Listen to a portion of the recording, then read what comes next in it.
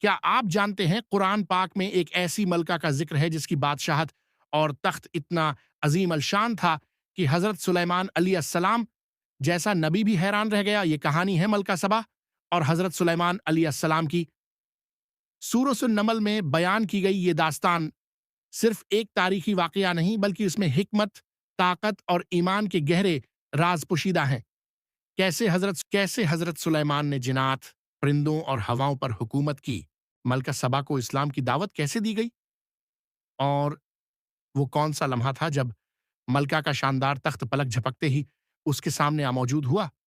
اس کہانی کے تاریخی ثبوت کیا ہیں اور آج کے دور کے لوگ اس پر کیا سوالات اٹھاتے ہیں؟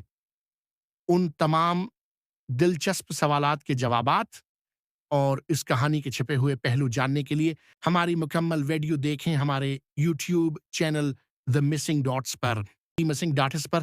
ابھی سبسکرائب کریں تاکہ آپ کوئی بھی ویڈیو مس نہ کریں۔